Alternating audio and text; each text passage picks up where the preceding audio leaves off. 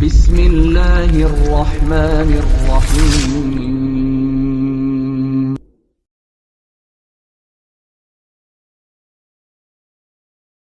Rabbi as'aluka khaira ma fi hadzal yaumi wa khaira ma ba'dah wa a'udzu bika min syarri ma fi hadzal yaumi wa syarri ma ba'dah. Rabbi a'udzu bika minal kasali wa su'il kibar. Rabbi a'udzu bika min adabin fin nari wa min adabin fil qabr. Allahumma anta rabbi la ilaha illa anta khalaqtani wa ana 'abduka wa ana 'ala 'ahdika wa wa'dika mastata'tu. A'udzu bika min syarri ma sana'tu abu'u laka bi ni'matika 'alayya wa abu'u laka bi dhanbi faghfir li fa innahu la yaghfiru dzunuba illa anta. Raditu billahi rabba wa bil islami dina wa bi Muhammadin sallallahu alaihi wasallama nabiyya. Rabbi zidna ilma warzuqna fahma waj'alna minas salihin. Amin amin ya rabbal alamin. Bapak Ibu, para hadirin, hadirat, para jamaah pengawasan Ahad pagi Masjid Sulaiman Arif Abdillah yang insyaallah dirahmati dan juga diberkahi oleh Allah Subhanahu wa taala. Alhamdulillah, di kesempatan pagi hari yang berbahagia ini, di hari Ahad tanggal 28 Syawal 1446 Hijriah bertepatan dengan tanggal 27 April 2025. Alhamdulillah Bapak Ibu, di pagi hari ini kita kembali mendapatkan banyak sekali rahmat serta karunia dari Allah Subhanahu wa taala sehingga kita bisa duduk hadir untuk belajar ilmu agama, untuk bertolabul ilmi, untuk bertafaqquh fiddin, yang dimana janji Allah Subhanahu wa taala orang-orang yang senantiasa duduk di majelis ilmu, senantiasa ngaji, maka Allah Subhanahu wa taala akan janjikan kepada mereka untuk dinaikkan derajatnya.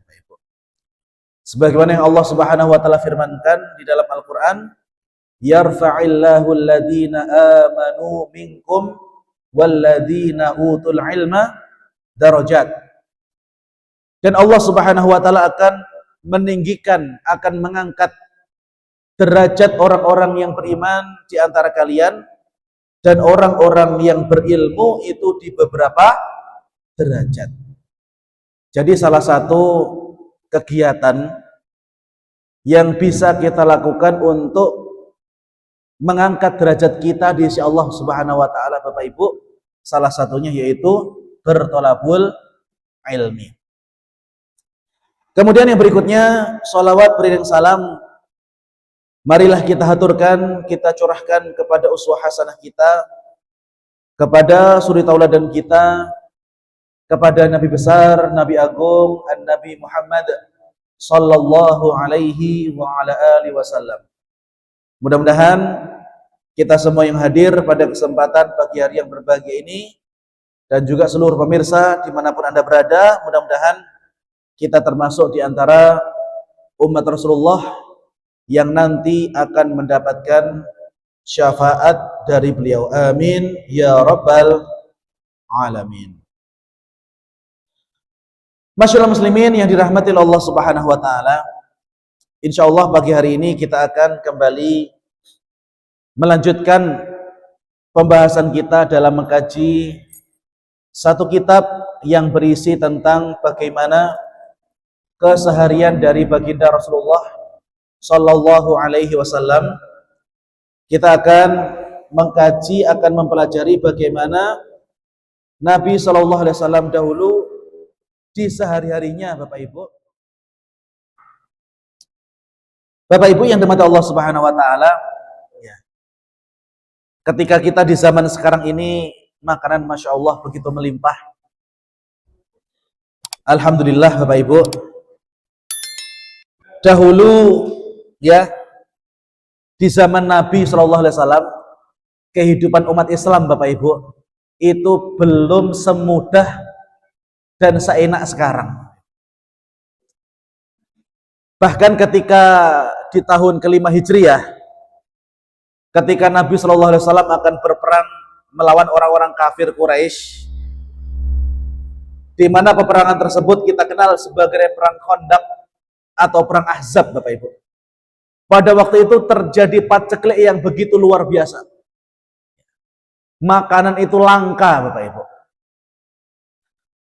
Bahkan ketika kaum muslimin itu menggali parit untuk menghalangi pasukan orang-orang kafir Quraisy tadi untuk masuk ke kota Madinah, mereka harus menggali dalam kondisi kelaparan.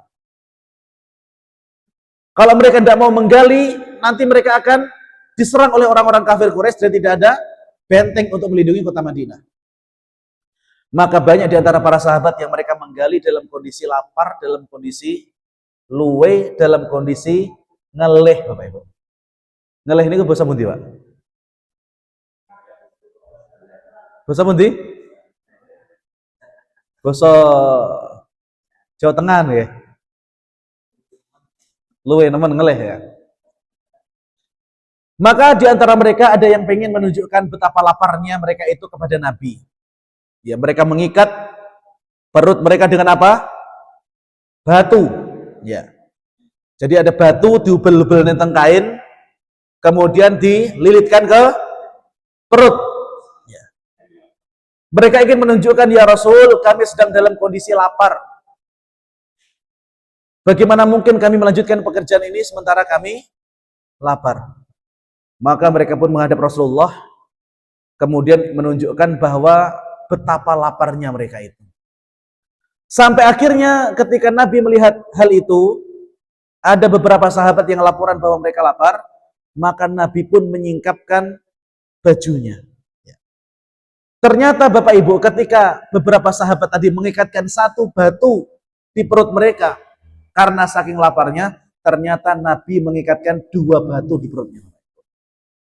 Nabi ingin menunjukkan bahwasannya ketika mereka itu lapar, maka Nabi juga lapar. Ya. Bahkan rasa lapar yang dialami oleh Nabi itu lebih berat daripada apa yang para sahabat rasakan, Bapak Ibu. Masya Allah.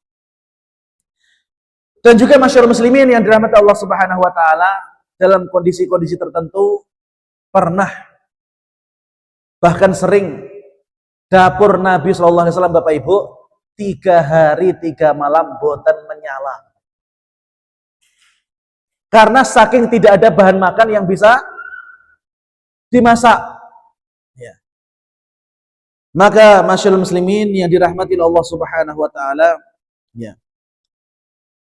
Di sini di dalam Sahihain, ya, itu disebutkan wan Nabi sallallahu alaihi wasallam kana aishuhu wa ta'amuhu wa ghada'uhu qutan. Ya. Bahkan yang sering kali dimakan oleh Nabi sallallahu alaihi wasallam Bapak Ibu itu adalah adonan roti tanpa lawuh Bapak Ibu, tanpa lawuh. Ya. Adonan roti tanpa lauk, artinya apa? Roti tawar. Jadi Nabi itu sering Bapak Ibu, tiap hari makan roti apa? Roti tawar tanpa lauk. Bahkan beliau itu kalau makan daging Bapak Ibu, dapat rezeki kemudian makan daging, maka beliau tidak pernah makan sendiri. Pasti beliau mengundang atau mengajak beberapa sahabatnya untuk ikut makan bersama beliau alaihi salatu wassalam. Maka masyaallah muslimin, ketika kemudian kita di zaman sekarang ini Masya Allah makanan itu sangat melimpah Bapak Ibu, maka perlu kiranya kemudian kita mentajdid, memperbaharui rasa syukur kita kepada Allah. Alhamdulillah pagi hari ini tasik sakit ngunjuk kopi. Alhamdulillah pagi ini kita masih bisa ngunjuk teh. Alhamdulillah pagi hari ini masih bisa makan putu ayu, ya, luar biasa ya. Ini nama buatan iman-iman Bapak Ibu. Sudah putu ayu di dahar ya. Kemudian juga ada pastel ya, Masya Allah, Alhamdulillah ya. Kita bisa menikmati rezeki ini. Dan Bapak Ibu, salah satu resep yang diajarkan oleh Nabi supaya kita itu mudah untuk bersyukur Bapak Ibu, yaitu tentang permasalahan dunya ampun dana. Salah satu resep yang diajarkan oleh Nabi, kalau kita ingin mensyukuri nikmat yang Allah berikan kepada kita, yaitu apa? Terhadap nikmat yang Allah berikan, jangan melihat orang yang mendapatkan nikmat lebih banyak. Ya. Dalam sebuah hadis Nabi SAW pernah bersabda, "Unduru ila man huwa asfala minkum, wala tangduru ila man huwa fawqakum, fahuwa ajdaru alla tasdaru ni'matallahi alaikum." Unduru, lihatlah, ila man huwa asfala minkum, kepada orang-orang yang lebih rendah dibandingkan kalian. Wala tangduru ila man huwa fawqakum, dan jangan kalian melihat orang yang lebih tinggi dunyonya daripada kalian. Fahuwa ajdaru alla tasdaru ni'matallahi alaikum. Jika kalian bisa seperti itu, Bapak Ibu, kata Nabi, maka kalian tidak akan pernah mengkufuri nikmat yang Allah berikan kepada kalian. Maka Bapak Ibu yang dirahmati Allah, kalau orang itu mendapatkan nikmat dari Allah Bapak Ibu, maka jangan pernah bandingkan kenikmatan kita dengan kenikmatan orang lain. Karena apa? Seberapa banyak pun Allah Subhanahu wa taala berikan nikmat, jika bandingannya adalah orang-orang yang lebih banyak nikmatnya, maka orang tersebut tidak akan pernah bersyukur. Sekarang Bapak Ibu, misalnya panjenengan bulan depan itu akan mendapatkan gaji sebulan 100 juta. Wah, banyak Bapak Ibu nggih? Kata nggih? Menurut kita yang sekarang pendapatan atau penghasilan kita ya gini-gini aja, ketika bulan depan kita semua mendapatkan uang di awal bulan Mei, setiap orang akan mendapatkan 100 juta. Gimana Bapak Ibu? Marem luar biasa, Pak. Tapi ternyata Bapak Ibu, panjenengan percaya atau tidak, ada orang yang gajinya sebulan 100 miliar masih belum cukup. Ada atau tidak, Pak? Ada. Kalau misalkan nanti panjenengan cek di Google ya, silahkan ya. Para jajaran tertingginya Pertamina Bapak Ibu, itu kalau dihitung gajinya plus yang lain-lainnya, itu dalam satu bulan minimal Bapak Ibu 100 miliar. Ya. Silakan nanti panjenengan buka Google, silakan dicek nanti ya. Ini kumawon tasik dereng puas Bapak Ibu. Akhirnya terjadi mega korupsi yang begitu luar biasa. Ya. Sampai hampir menyentuh 1 triliun. Niku sing terlacak Bapak Ibu. Sing boten terlacak, wallahu a'lam bishawab. Ya. Maka masyaallah muslimin, orang itu kalau misalkan dangak terus, Pak, tentang urusan dunia, maka berapapun harta yang dimiliki, berapapun penghasilan yang dimiliki, maka tidak mungkin pernah cukup. Ya. Tapi Bapak Ibu, kalau kita melihat orang yang di bawah kita, ya, Masya Allah Bapak Ibu, tasik kata sangat orang-orang yang kondisi ekonominya itu jauh di bawahnya panjenengan Bapak Ibu. Ya. Bahkan kalau misalkan Bapak Ibu itu sering lewat di pagi atau sore hari antara Sumberingin, Jaraan, itu ada Bapak Ibu 2 orang. Pasangan suami istri yang laki-lakinya itu pasti selalu nuntun sepeda dan istrinya itu selalu mulung sampah yang bisa dijual Bapak Ibu itu dimasukkan ke dalam keranjang.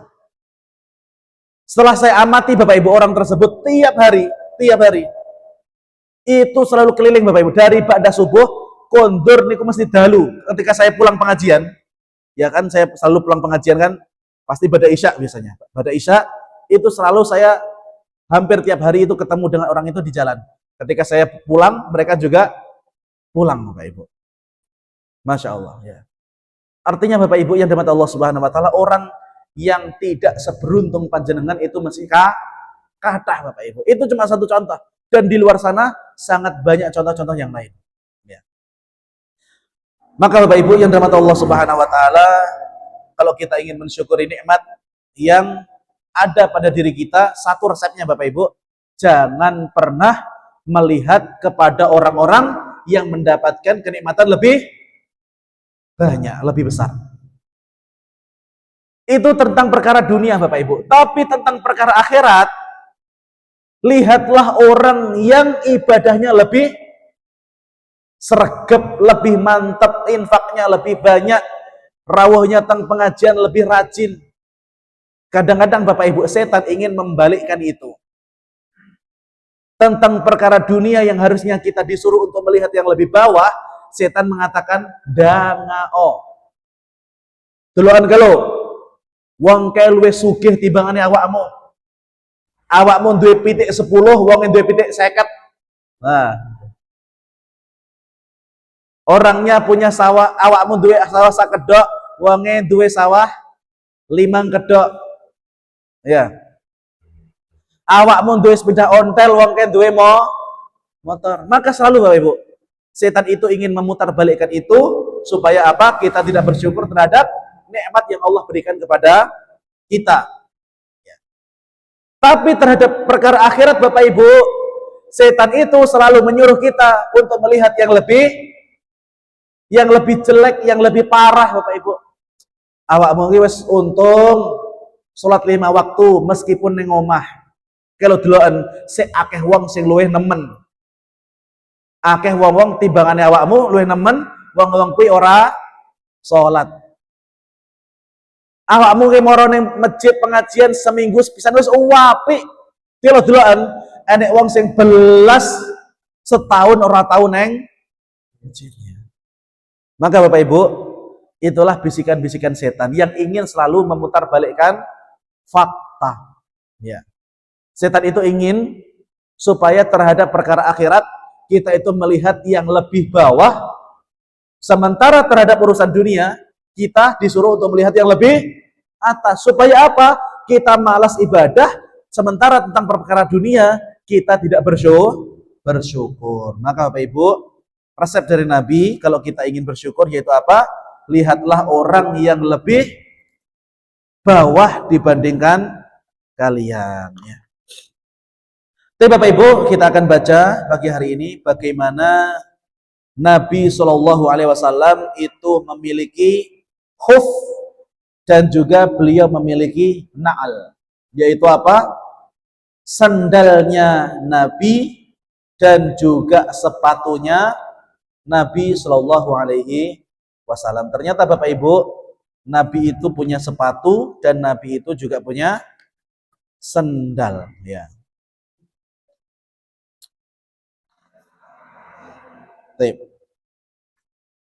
Masyaallah muslimin yang dirahmati Allah Subhanahu wa taala. Babu ma jaa fi khuffi Rasulillah wa na'li Rasulillah sallallahu alaihi wasallam. Bab yang membahas tentang bagaimana bentuk sepatu atau khuf. Ya, sebenarnya khuf ini kalau mau diterjemahkan ke sepatu nampaknya juga kurang pas Bapak Ibu. Karena khuf itu adalah sesuatu yang terbuat dari kulit. Antara atasnya dan bawahnya itu tipisnya sama. Antara atasnya dan bawahnya itu tipisnya sama. Dan biasanya khuf ini dipakai kalau orang itu mau safar. Kalau orang itu mau safar supaya kakinya tidak terlalu banyak terkena debu, ya, terkena panasnya gurun pasir, maka khuf ini dipakai supaya kaki itu enggak gampang meletek. Ya. Kalau sepatu itu antara atasnya dan bawahnya itu lebih tebal mananya? Bawahnya, ya, lebih tebal bawahnya. Dan ketika orang sudah pakai sepatu itu tidak perlu pakai sendal. Tapi kalau orang pakai khuf itu masih perlu lagi untuk pakai sendal karena bagian bawahnya itu tipis Bapak Ibu. Al-khufu yujma'u 'alal khifaf wa huwa ma'rufun yusna'u minal jildi. Khuf itu adalah sesuatu yang ma'ruf, sesuatu yang sudah dikenali dan dia itu terbuat dari kulit. Tentu saja ini dikenal oleh orang-orang Arab, tapi orang-orang Indonesia jarang ada yang pakai Bapak Ibu khuf ini.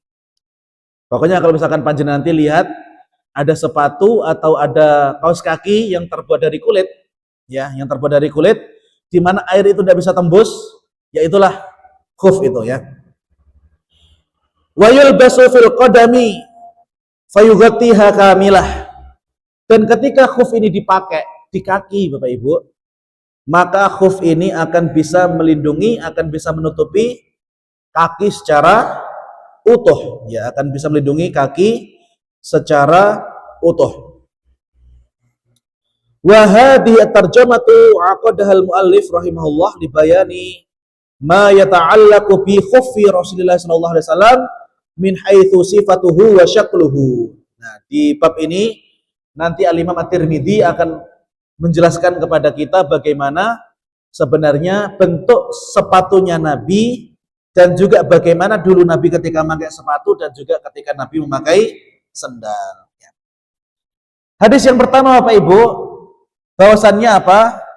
Hadis ini datang dari Jubair bin Abdullah an ibni Buraidah an abihi anna Najasyi ahdalin Nabi sallallahu alaihi wasallam khuffaini aswadaini sadzajaini. Dahulu Nabi sallallahu alaihi wasallam itu pernah menerima hadiah dari Raja Najasyi.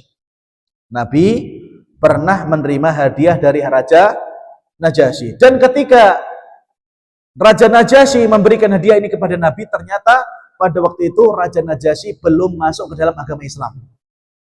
Ya, Raja Najasyi belum masuk ke dalam agama Islam. Artinya Nabi diberi hadiah oleh orang Nasrani, Bapak Ibu. Pertanyaannya, kita boleh atau tidak menerima hadiah dari orang-orang Nasrani Bapak Ibu? Boleh atau tidak? Boleh Pak? Alasannya apa? Pak boleh?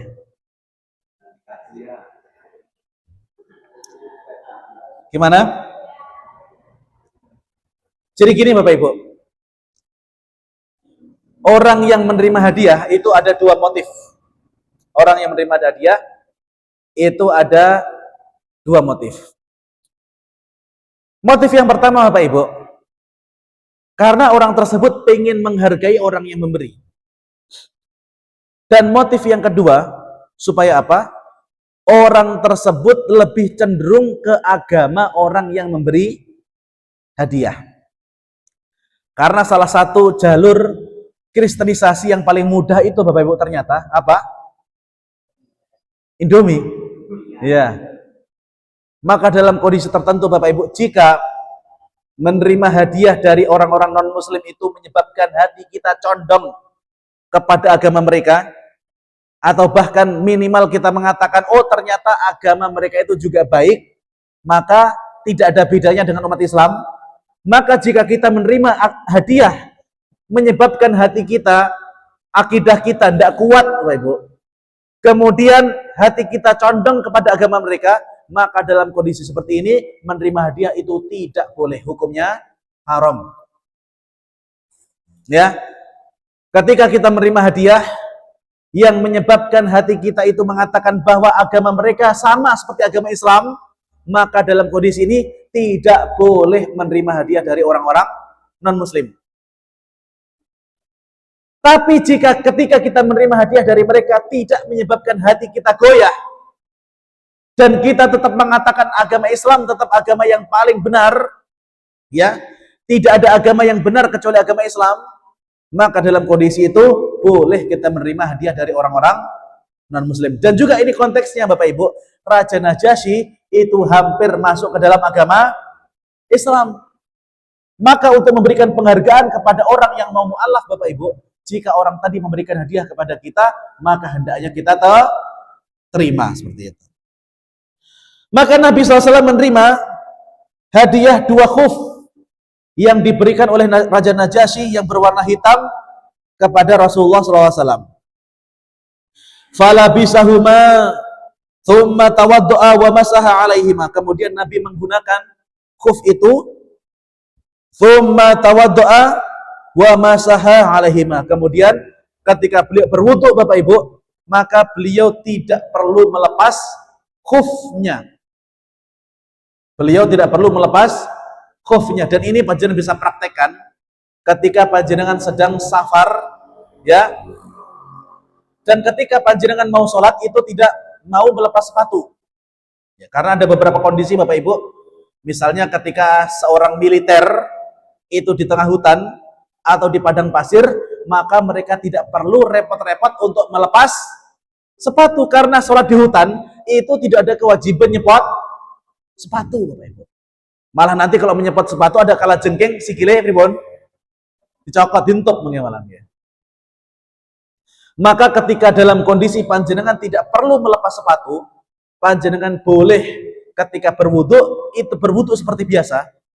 Ketika sudah sampai di kaki Bapak Ibu, tinggal diusap bagian atasnya saja, diusap seret gitu. Ampun digerujuk sepatunya Bapak Ibu.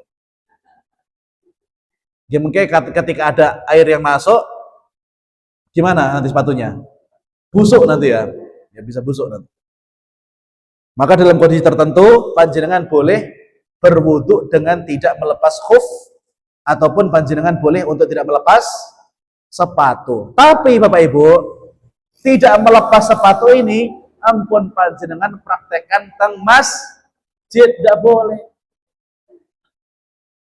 Ya. Karena dulu Bapak Ibu ngapunten ya.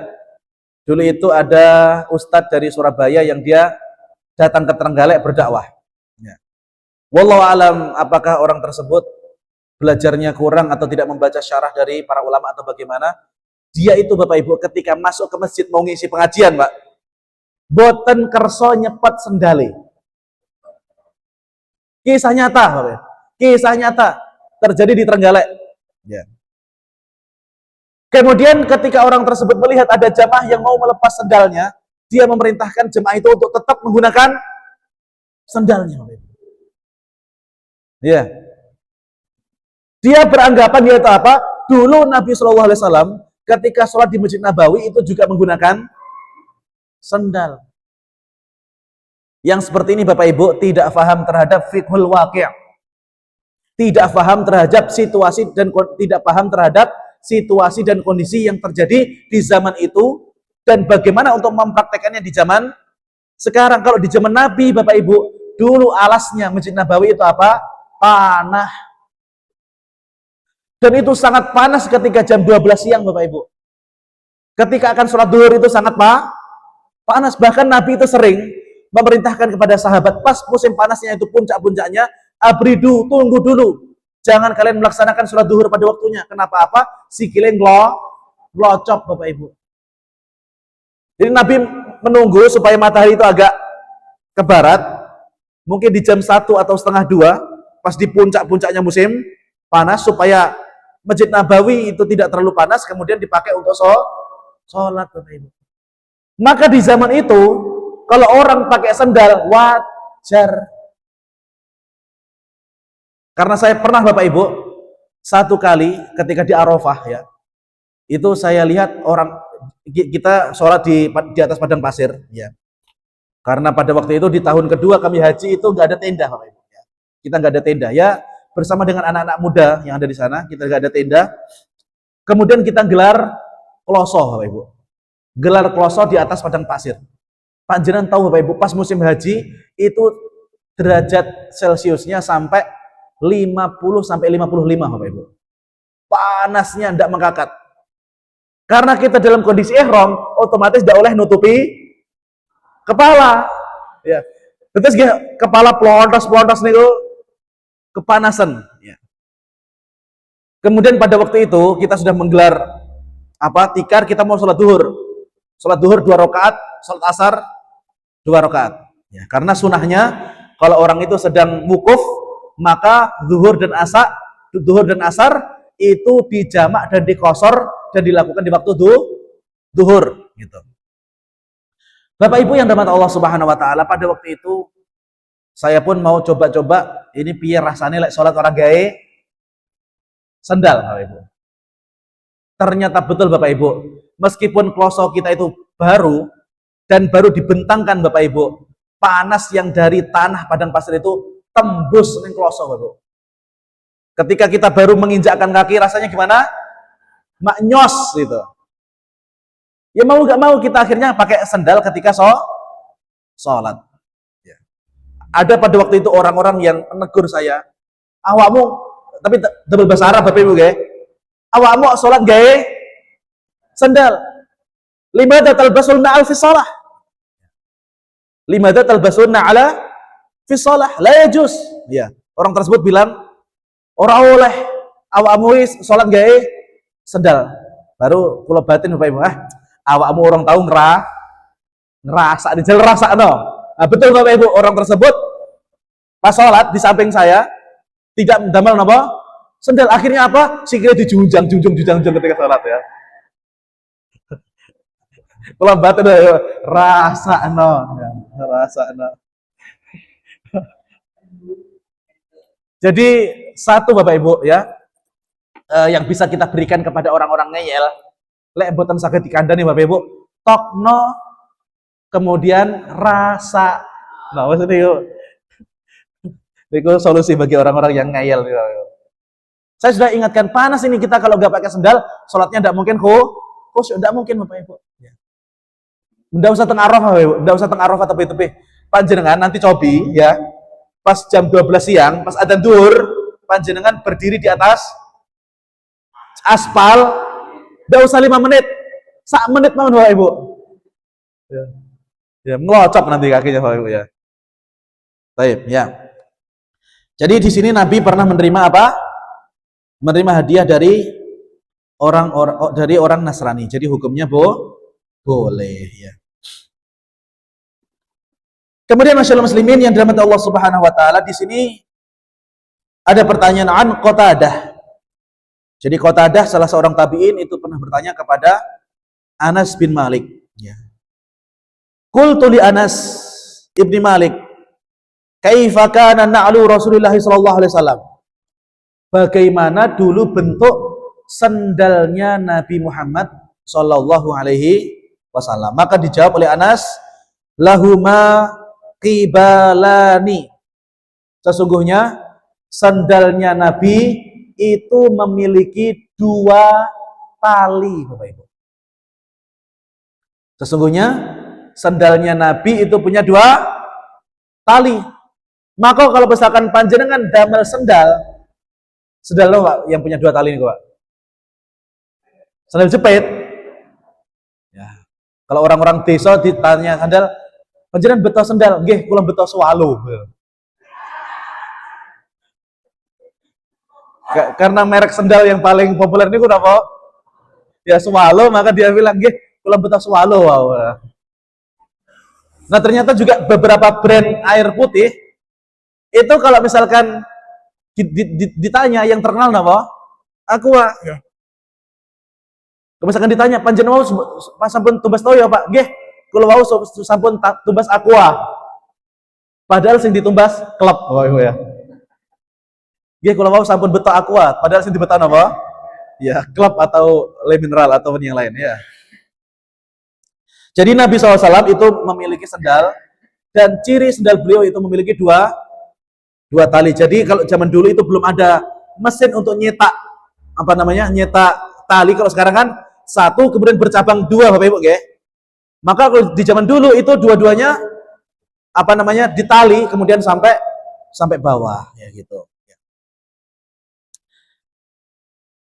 Kemudian di sini ada hadis lain dari Ibnu Abbas, qala kana li na'li Rasulullah sallallahu alaihi wasallam kibalani mathniyun syirakuhuma. Mathniyun syirakuhuma ay ahadu suyurin na'li ahada takunu ala wajhiha.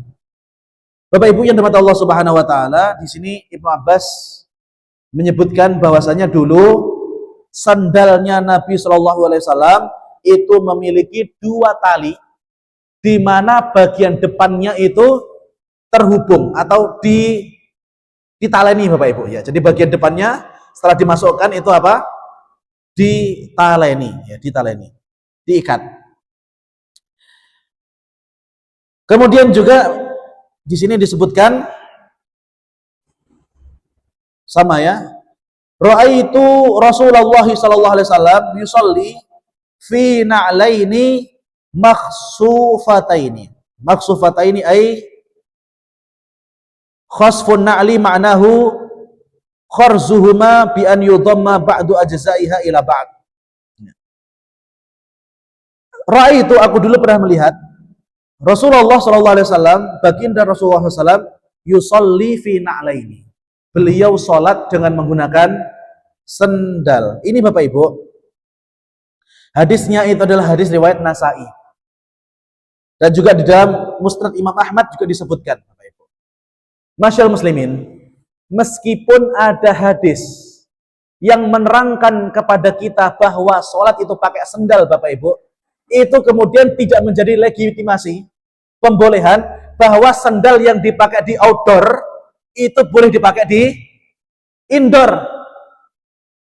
Karena ngapunten Bapak Ibu, sendal di outdoor kita itu tidak tahu sendal tersebut bersih atau kotor Bapak Ibu. Terlebih lagi kalau misalkan di sekelilingnya itu ada hewan-hewan yang ngapunten Bapak Ibu bisa mengakibatkan najis. Contohnya apa? Anjing ya. Ataupun kucing ya. Bar melenyok telek kucing, sendalnya dipakai untuk sholat di masjid. Kalau memang Bapak Ibu panjenengan tidak bisa dingin seperti ini ya, ini kan termasuk Masjid Sulaiman dingin Bapak Ibu ya. Kalau memang panjenengan pengen memakai sholat memakai sandal Bapak Ibu, maka siapkan sandal yang bersih dan itu hanya khusus dipakai di mana?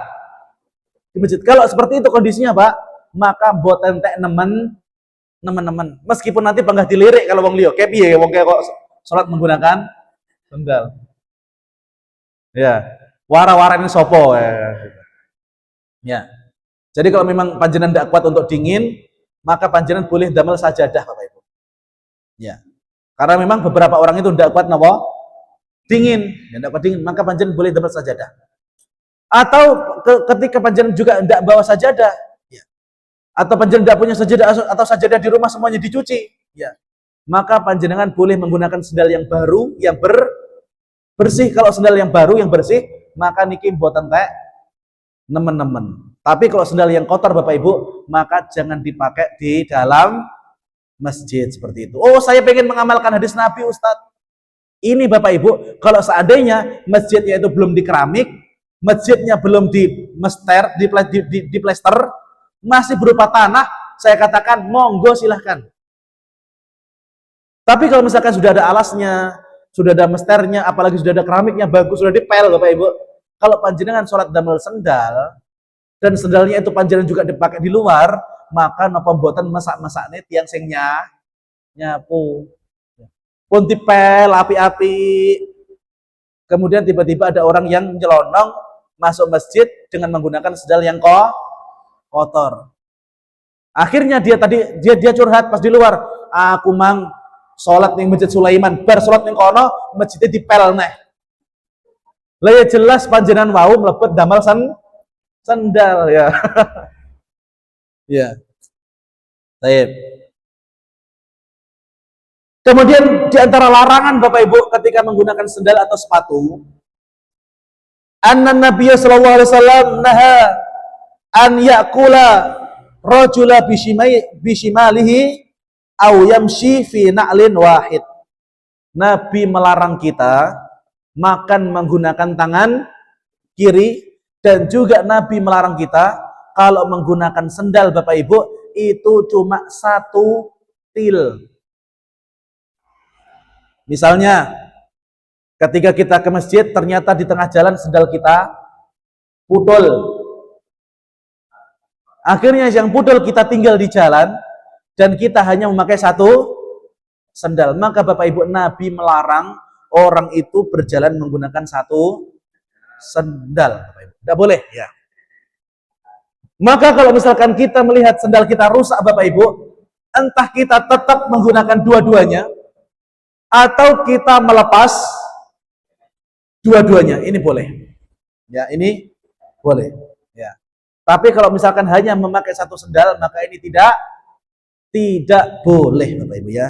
Jadi kalau misalkan sendal kita putus, itu ada dua kemungkinan. Entah kita perbaiki salah satunya kemudian kita pakai lagi, atau kita tinggal atau kita lepas dua-duanya. Kalau hanya memakai satu sendal, maka ini tidak boleh. Dan juga di antara adab kita menggunakan sendal, Bapak Ibu, yaitu apa? Ketika kita memakai sendal, idza in ala ahadukum falyabda bil yamini. Hendaknya ketika orang itu mulai menggunakan sendal, maka disunahkan mulai memasukkannya itu dari kaki kanan. Betul. Begitu pula ketika panjenengan menggunakan sepatu, Bapak Ibu, maka disunahkan menggunakan sepatu itu dimulai dengan kaki kanan. Ya. Maka ketika panjenengan mau berangkat kantor, Bapak Ibu, niatkan, ya Allah, saya menggunakan sepatu ini, saya mulai dari kaki kanan karena saya mengikuti perintah Nabi. Maka Bapak Ibu, jika panjenengan meniatkan damal sepatu mulai dari kaki kanan itu karena mencontoh Nabi, maka panjenengan akan mendapatkan pahala. Masya Allah. Angsal ganjaran gampil nembang kerkas, Bapak Ibu. Ternyata mudah, Bapak Ibu. Dengan kita menggunakan sendal saja, dengan kita menggunakan sepatu saja, jika kita memulai menggunakan sepatu atau sendal itu dengan kaki kanan, karena kita mencontoh Nabi, Bapak Ibu, maka kita bakal dapat pahala. Ya. Wa idza naza'a falyabda bishimal. Dan ketika Nabi mencopot sendalnya, Bapak Ibu, maka Nabi mulai mencopot sendalnya itu dari kaki kiri. Ya. Jadi Bapak Ibu, dengan hanya menyopot sepatu atau nyopot sendal saja, kita mulai dari kaki kiri, maka dengan itu kita akan mendapatkan pahala. Ya. Terus Ustadz, kalau misalkan kita mau masuk masjid, Ustadz, masuk masjid sunahnya pakai kaki apa? Kanan. Maka Bapak Ibu, ketika panjenengan nyopot sendal, ya, supaya tidak langsung kaki kiri itu menginjak masjid, solusinya bagaimana? Yaitu ketika baru panjenengan copot sendalnya, itu panjenengan tidak malih sendalnya. Iya, harus gitu. Karena ketika kapan panjenengan copot langsung melangkah, otomatis yang masuk masjid pertama kali kaki kiri. Jadi trik Bapak Ibu ya, supaya kita bisa mengamalkan dua sunnah. Yaitu apa? Ketika panjenengan nyopot sendal, maka jangan langsung melangkah. Tapi apa? Kita menginjak sendal kita menginjak kaki kita di sendal kiri dulu, baru kita copot sendal yang kanan, baru kita melangkahkan kaki kanan ke masjid. Maka kita akan dapat dua pahala. Yaitu apa? Pahala mencopot sendal sesuai perintah Nabi dan pahala masuk masjid sesuai perintah Nabi. Maka dengan nyopot sendal dan masuk masjid saja pun angsal ganjaran. Masya Allah. Ternyata cari pahala niku mudah, Bapak Ibu ya, mudah.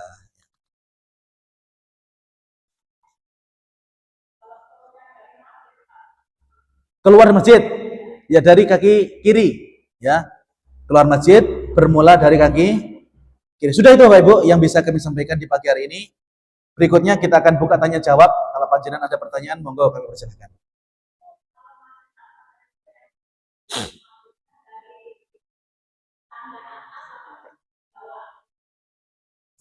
Ya.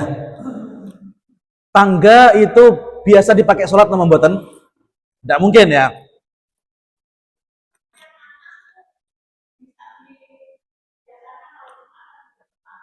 Oh gitu. Berarti dari batas mulai pintu, batas apa? Pintu itu sudah termasuk apa? Bagian dalam masjid gitu ya, bagian dalam masjid. Jadi tergantung perspektif panjenengan. Apakah bagian teras itu juga termasuk dari masjid atau bagian masjid itu yang termasuk include seperti ini? Kalau Masjid Sulaiman jelas bagian masjidnya mana? Mulai tempat nyopot sendal. Ya. Kalau misalkan bagian yang lain, ya Di situ tergantung perspektif. Kalau panjenengan menganggap bagian di mana panjenengan melepas sandal itu merupakan bagian masjid, maka dari situ panjenengan juga apa? Mulai melangkahkan dari kaki kanan. Amannya di teras masuk mulai kaki kanan, ketika masuk bagian dalam masjid itu juga menginjakkan mulai dari kaki. Lek niku Pak pun jaminan betul ya. Itu pun jaminan betul. Adapun teras itu apakah masuk bagian masjid atau tidak tergantung perspektif ya, tergantung model daripada masjid itu. Wallahu alam bisawab. Monggo nggih Bu Sunu silakan.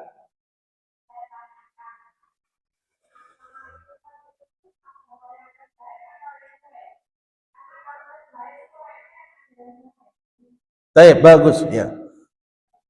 Sebenarnya agama selain Islam Bapak Ibu niku laras sama mboten? Mboten. Berarti semua agama salah. Jadi gini, saya kasih contoh Bapak Ibu ya. Ada 4 penjahat, ada 1 kiai. Ada 4 penjahat dan ada 1. Boleh nggak kita mengatakan kiai itu adalah orang yang terbaik dari 5 orang itu? Boleh tidak? Boleh. Kalau kita mengatakan apakah kemudian dari 4 itu, oh berarti kiai baik, berarti penjahat ini rodok baik, ada penjahat sing. Nah, jadi gini, ketika kita mengatakan satu yang terbaik, itu tidak menjadi legitimasi atau kebenaran bahwa yang lain itu juga pasti baik. Misalnya, ada angka 1, kemudian yang lain ada angka 0. Maka saya mengatakan angka 1 itu lebih baik daripada 4 angka 0. Boleh tidak? Boleh. Kemudian saya ingin mengatakan 0 itu ada nilainya atau tidak? Tidak. Jadi ketika kita mengatakan agama Islam adalah agama yang terbaik, itu bukan berarti agama yang lain adalah agama yang baik seperti itu. Ya. Jadi ketika kita sebutkan satu yang terbaik, itu tidak menjadi pembenaran bahwa ada agama yang baik. Kalau mau lebih aman dan orang itu nggak salah paham, yaitu apa? Agama yang benar hanya agama Islam. Yang lain mesti salah. Oh, itu kalau itu sudah gamblang dan jelas ya. Wallahu a'lam bishawab. Monggo Pak Rudi. Hadiah. Oh ya ya.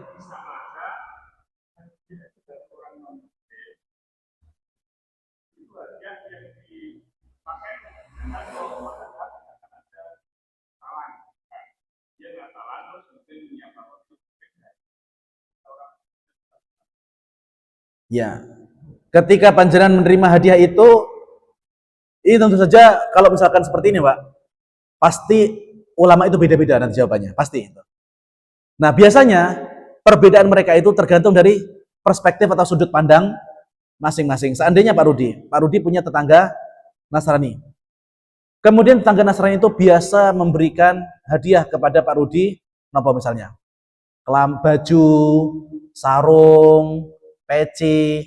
Otomatis atribut tadi itu dipakai untuk ke gereja atau dipakai untuk ke masjid, Pak? Kalau sarung itu, Pak. Ke masjid. Ya. Maka jika hadiah yang diberikan oleh orang-orang Nasrani tadi, yang pertama tidak berpengaruh terhadap akidahnya Pak Rudi.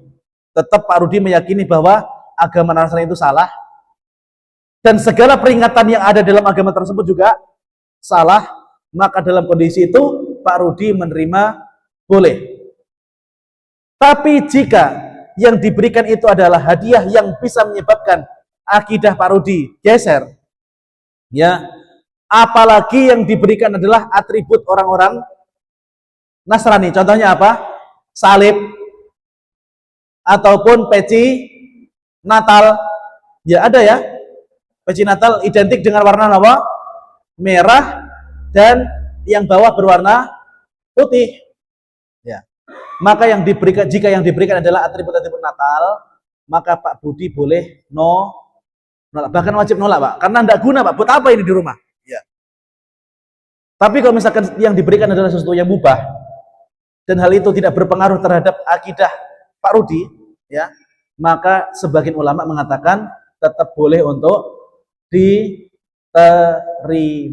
Supaya apa? Hubungan kepada sesama warga itu tetap rukun dan akur seperti itu ya. Wallahu alam bisawab. Kenapa?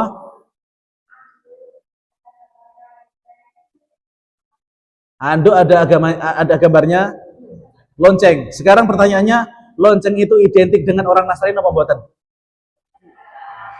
Ya, berarti segala hal yang ada loncengnya tidak boleh kita pakai. Kalau di sekolah dulu, panjenengan untuk memanggil bel masuk dengan apa? Oh, berarti sekolah Nasrani nih, Go. Sama terjawab ya? Monggo, Pak.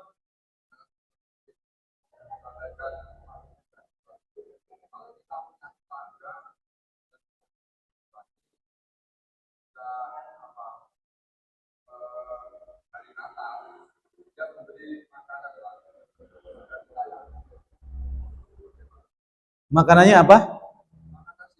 Nasi. Ya, nasi aja. Komplit sama lauknya. Baik, ya. Bagus ya. Jadi pertanyaannya, bagaimana jika kita menerima nasi? Ya, komplit. Nasi komplit ini lauknya apa? Kalau lauknya pecel, ya. Ada ayamnya gitu ya. Ada ayamnya, ada babinya buatan? Ada babinya buatan? Tidak ada ya? Ya. Yakin ya? Kalau makanan yang dimakan adalah halal Bapak Ibu, maka kata Allah Subhanahu wa taala dalam Al-Qur'an apa? Dan sembelihan ahlul kitab itu juga boleh kita makan. Jadi ketika ada orang Yahudi atau orang Nasrani yang menyembelih hewan, maka sembelihannya itu juga boleh kita makan. Karena apa? Allah Subhanahu wa taala menghalalkan sembelihan orang Yahudi dan juga orang Nasrani. Kalau orang Hindu, jelas, orang Buddha, jelas sembelihannya tidak boleh kita makan. Karena apa? Orang Hindu dan orang Buddha itu hitungannya adalah orang musyrik seperti itu. Maka masyaallah muslimin yang dirahmati Allah Subhanahu wa taala, kalau misalkan panjenengan diberi ya sego, ingkung, maka tidak mesti orang itu yang masak, Pak. Kadang-kadang malah dia meng-hire, nyewa orang muslim untuk masak. Ya. Nggih. Boleh nggak kita menerima gitu ya? Maka itu tadi kembali kepada keyakinan dan akidah panjenengan apakah tergoyahkan dengan hal itu atau tidak. Kalau misalkan khawatir akidah itu menjadi taruhan atau goyah, maka ahsannya untuk amannya tidak menerima. Ya. Kecuali kalau panjenengan diundang ke gerejanya, maka ini jelas tidak perlu hadir. Ya, tidak perlu untuk hadir. Tapi kalau misalkan panjenengan diteri, ya, diteri Bapak Ibu, mungkin karena dia ingin menyambung hubungan yang baik kepada masyarakat, maka ini tidak menjadi masalah karena Nabi juga sering menerima hadiah dari orang-orang non muslim gitu ya. Wallahu a'lam bishawab. Pak Rudi monggo.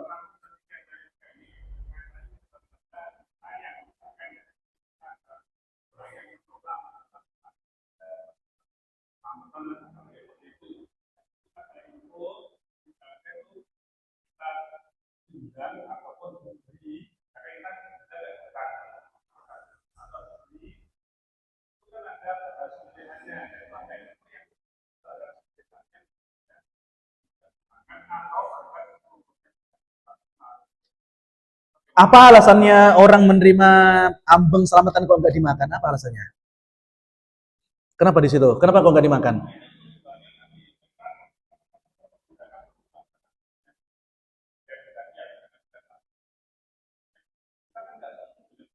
Ya, ya, bagus. Jadi gini Bapak Ibu, ya, kita semua sepakat bahwa apa? Sedekah yang dilakukan oleh orang yang hidup dan diniatkan kepada orang yang mati itu bisa sampai nomboten, Pak. Misalnya kita masukkan uang ke kotak infak, kita niatkan kepada mbah kita. Sampai nomboten, Pak? Sampai nggih? Panjenengan jawab sampai nggih? Karena kita nanti akan membangun hukum dari jawaban panjenengan. Ya. Kita mengatakan, panjenengan mengatakan kalau panjenengan masukkan kotak infak, uang, itu kan sedekah Bapak Ibu ya. Kita niatkan kepada mbah kita yang sudah meninggal dunia, maka pahalanya akan sampai. Itu sedekah. Sekarang kita permisalkan sedekah itu dengan bentuk lain. Panjenengan masak, panjenengan masak nasi, masak ayam, ada kerawannya, ada lalapannya, panjenengan adai takir, tahu takir ya? Panjenengan adai baskom gitu. Kemudian panjenengan antar ke rumah tetangga, kemudian panjenengan niatkan, ya Allah, ini saya niatkan pahala sedekahnya untuk mbah saya. Boleh nggak seperti itu, Pak? Sekarang pertanyaannya, bagi orang yang menerima tadi, boleh nggak untuk makan? Ya, sama seperti itu. Ketika misalnya panjenengan tidak setuju kepada selamatan Bapak Ibu, itu tidak menyebabkan nasi yang diantar ke rumah panjenengan menjadi haram untuk dimakan. Artinya ketika panjenengan dapat berkat dari orang yang selamatan 7 hari, 40 hari, 100 hari, 1000 hari, itu tetap boleh dimakan dan jangan langsung dikasih makan ayam. Itu boleh dan halal untuk dimakan. Boleh, Pak. Siapa yang bilang itu haram? Ya. Itu tetap boleh untuk dimakan. Ya. Maka masyaallah muslimin, sedekah yang diniatkan untuk si mayit, maka itu pahalanya akan sampai. Maka jika panjenengan tidak setuju kepada acaranya, maka panjenengan tidak perlu untuk datang. Kalau ternyata tetap diteri, maka tidak berdosa untuk dimakan seperti itu. Karena kadang-kadang yang menjadi keprihatinan kita yaitu bukan hanya terhadap acaranya saja, Pak, tapi apa? Kadang-kadang orang yang nggak punya uang itu terpaksa ngutang untuk selamatan. Itu yang nggak kita setujui. Karena apa? Karena itu akan menjadi beban bagi keluarga korban yang ditinggal. Sudah kepala keluarganya meninggal, ya, yang harusnya dia mendapatkan bantuan santunan, tapi masih karena tekanan dari masyarakat dan dia tidak mampu untuk menolak tekanan itu, akhirnya dia terpaksa untuk ngutang. Pertanyaannya, kalau dia sudah ngutang, apakah orang yang datang selamatan itu mau bantu nyaur, Bapak Ibu? Tidak mungkin. Ya. Maka masyaallah muslimin, di sini orang yang mampu silahkan bersedekah. Tapi orang yang tidak mampu, empon makso, jangan makso, Pak. Karena kadang-kadang yang terjadi di tengah-tengah masyarakat, orang yang tidak mampu pun, karena meyakini bahwa seakan-akan selamatan itu wajib, maka dia memaksakan diri. Bukan hanya satu kali, Pak. Dari tanggal 1 sampai 7 terus masak terus tiap hari. Nanti di tanggal 40 masak lagi. Di tanggal 100 masak lagi. Apalagi di tanggal 1000 niku jor-joran, Pak. Karena katanya apa? Ini merupakan yang terakhir. Padahal yang namanya sedekah itu tidak boleh ada kata terakhir. Bahkan kata Nabi SAW, ahabbul a'mali ilallahi ta'ala adwamuha wa in qalla. Amalan yang paling baik itu Bapak Ibu, sedikit tapi kontinu, itu lebih bagus daripada sekali gede kemudian belas. Gitu ya. Jangan sampai kemudian di hari 1000 habis sapi satu, setelahnya belas mboten nate dongak nih gitu ya. Maksudnya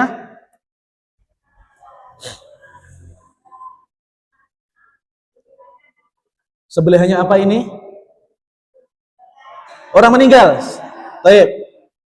Ketika orang itu menyembelih Bapak Ibu, sembelihannya itu untuk Allah atau bukan? Ya, pertanyaannya, ketika dia tadi menyembelih ya, itu dia mengucapkan bismillah Allahu Akbar atau dengan menyebut nama gimana? Saya yakin Bapak Ibu, orang yang menyembelih itu pasti mengucapkan bismillah. Maka ketika orang itu sudah menyembelih kemudian mengucapkan bismillah, Bapak Ibu, sembelihannya halal, sah. Sah.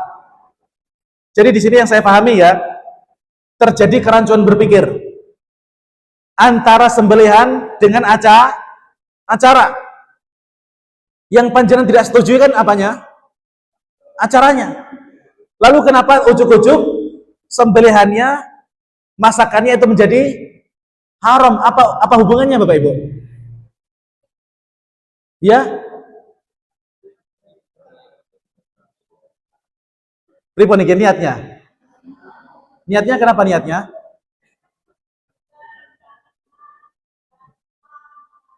Baik. Niat seratusan itu niat sedekah apa niat? Itu niat sedekah atau niat syirik Bapak Ibu? Sedekah atau syirik itu?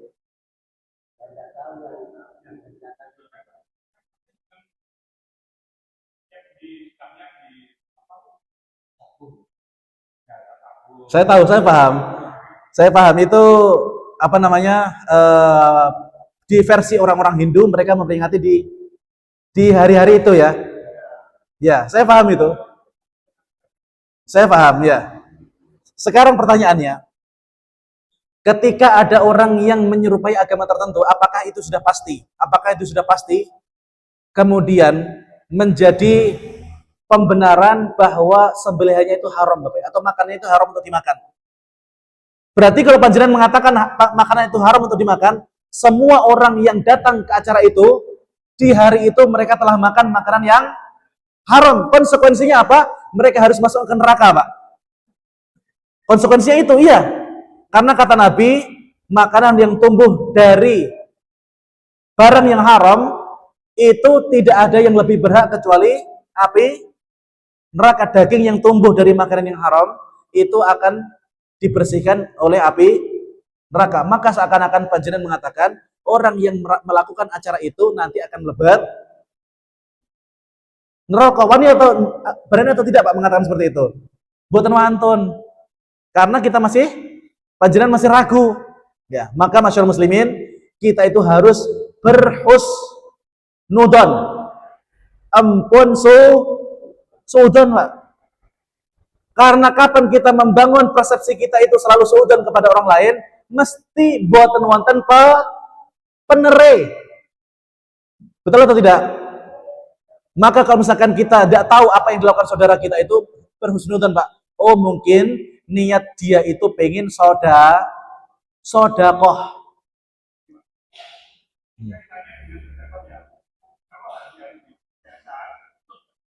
Ya. Betul. Ya. Ya.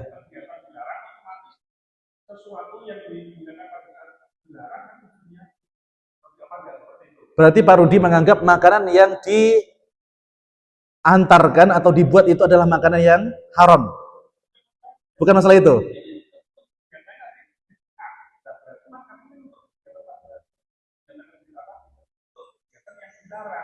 Mas, ya sekarang yang dilarang kegiatannya atau makanannya?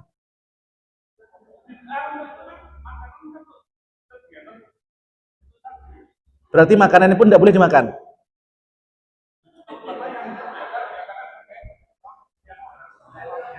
Oke, seandainya Pak Rudi tetap meyakini acara itu adalah acara yang bid'ah, bebas. Keyakinan manusia tidak boleh tidak bisa dipaksa. Seandainya Pak Rudi mengatakan tetap acara ini tadi adalah acara yang benar-benar bid'ah, kemudian tidak boleh dilakukan. Pertanyaannya sekarang, apakah kemudian ketika orang memakan dari masakan itu mereka berdosa atau tidak, itu aja? Dosa nomor mboten Pak Rudi kira-kira? Nggih, otomatis berarti orang yang makan itu berdosa. Gitu ya? Oke. Berarti kalau menurut Pak Rudi, makanan ketika orang memakan makanan selamatan itu tidak boleh, maka harus ditolak. Maka harus apa? Ditolak, gitu. Gitu Pak Rudi kan ya, harus ya. Kalau misalkan panjenengan meyakini bahwasanya makanan itu tidak boleh dimakan, maka harus ditolak. Ya, harus ditolak. Ngapunten Pak kula mboten saged nampi niki gitu. Ya tidak perlu menyebutkan karena kalau saya menerima ini saya makan, berarti saya makan makanan yang haram. Ya nggak perlu dijelaskan seperti itu. Berarti kalau misalkan menurut perspektif Pak Rudi yang kemudian mengatakan bahwa makanan itu haram, berarti otomatis tidak boleh dimakan. Tapi Bapak Ibu, ini adalah dua hal yang berbeda dan harus dirinci Bapak Ibu. Karena setiap kali kita gebiah uyah Bapak Ibu, kita pasti dalam kondisi yang salah. Seperti misalnya ada beberapa jenis orang yang berziarah kubur dengan melakukan kesyirikan. Bahkan dia meminta kepada orang yang telah mati. Apakah kemudian kita mengatakan ziarah kubur itu hukumnya haram Bapak Ibu? Tidak. Karena di situ harus dirinci. Kapan orang itu gebiah uyah Pak? Dia kerap salahnya daripada benernya. Contoh lain misalnya, ketika misalnya ada orang yang sudah diplit nih kawan ya. Tanda ini sudah jam 6 Mbak. Masya Allah, tidak terasa ya. Misalnya Bapak Ibu, ada orang yang dia itu, mohon maaf, ngapunten Bapak Ibu ya, berpenghasilan dengan penghasilan yang haram. Pertanyaannya, apakah ketika orang tersebut sedekah di masjid harus kita tolak sedekahnya Bapak Ibu? Gimana? Misalnya ada orang yang korupsi 1 triliun yang saem diberikan kepada Masjid Sulaiman. Gimana Mas Hafid? Mau diterima atau tidak Mas Hafid? Diterima karena apa? Mungkin saja kita berhusnuzon dia ada penghasilan yang lain yang itu merupakan penghasilan yang halal gitu. Maka jangan sampai Bapak Ibu kita itu gebiah. Ya, contoh lain, ada orang yang jualan ingkung, opor, ingkung, ayam. Kemudian dia membuat satu varian. Di dalam ingkungnya itu berbentuk tumpeng. Sekarang pertanyaannya, ingkung yang ada nasinya tumpeng itu Bapak Ibu, boleh nggak kita makan? Boleh nggak kita makan? Ada sebagian ustadz yang mengatakan tidak boleh Bapak Ibu. Karena itu identik dengan orang-orang. Tapi menurut saya tidak ada kaitannya Bapak Ibu. Bentuk suatu makanan itu nggak ada kaitannya dengan agama tertentu. Ya, seandainya Bapak Ibu, ya, tumpeng itu kemudian identik dengan agama Hindu, jika barangnya itu terbuat dari barang yang halal dan agama tidak pernah melarang kita, ada nggak aturan agama Islam yang mengatakan janganlah kalian makan tumpeng, ada nggak? Tidak ada. Maka Bapak Ibu, kaidah yang umum yaitu apa? Al aslu fil asya'il ibahah. Hukum asal setiap hal itu adalah boleh sampai ada dalil yang melarang. Artinya apa? Sesuatu yang luas itu jangan dibuat sempit. Faman dayyaqa faman syadda finnar, kata Nabi SAW. Orang yang mempersempit sesuatu, ya, padahal sesuatu itu luas, maka tidak akan kesempitan itu kecuali akan kembali kepada dirinya sendiri Bapak Ibu. Maka jangan membuat sesuatu yang luas itu menjadi sempit. Ini kaidah yang umum Bapak Ibu. Maka kalau misalkan panjenengan sudah memiliki kaidah ini, bermasyarakat itu akan mudah Bapak Ibu. Bermasyarakat mudah. Ya. Insya Allah nanti dengan kita terus ngaji seperti ini Bapak Ibu, wawasan kita akan semakin terbuka Pak. Akan semakin terbuka. Sehingga kalau ada tumpeng yang dihidangkan di depan panjenengan, kita kemudian bisa ikut bisa ikut makan dan bisa ikut untuk menikmati Bapak Ibu. Ya. Bahkan beberapa jamaah kita itu ada yang kegiatannya bikin apa? Bikin tumpeng Pak. Ya. Dan jangan sampai kemudian kita memberikan hukum sesuatu yang pada asalnya boleh, kemudian tiba-tiba menjadi haram gara-gara tidak ketahuan kita ya. Wallahu a'lam bishawab. Sama Bapak Ibu, sudah jam 6 lebih. Kalau ada pertanyaan boleh ditanyakan. Pertemuan pekan depan saya doakan mudah-mudahan panjenengan semua memiliki usia yang panjang, diberikan kesehatan oleh Allah Subhanahu wa taala, dan mudah-mudahan tetap rajin dan sergap untuk ngaji. Insya Allah dengan ngaji terus ilmu kita akan semakin bertambah. Wallahu a'lam bishawab. Mari kita tutup dengan baca doa kafaratul majelis.